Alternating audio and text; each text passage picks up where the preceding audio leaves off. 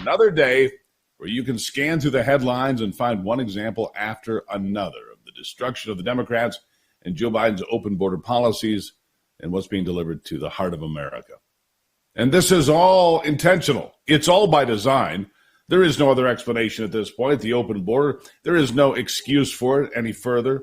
The number of illegals flooding over the border has returned to more than 7,000 a day, and there is no end in sight, none.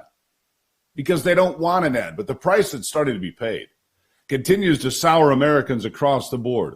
In New Hampshire, for example, I saw a survey yesterday.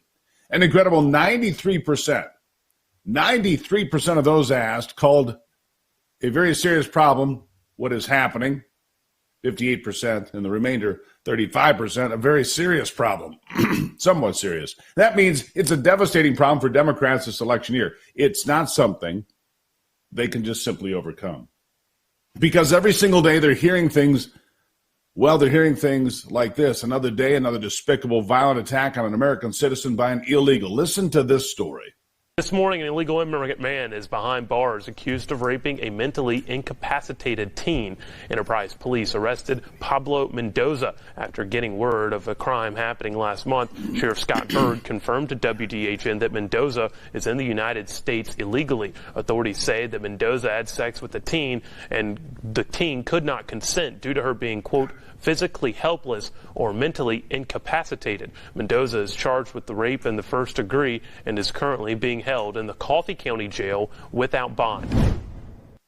Now, Democrats don't want you to hear stories like that. They don't want to hear stories about illegal aliens raping mentally incompetent teenagers, mentally incapacitated and possibly physically incapacitated American teenagers. They don't want you to hear that story.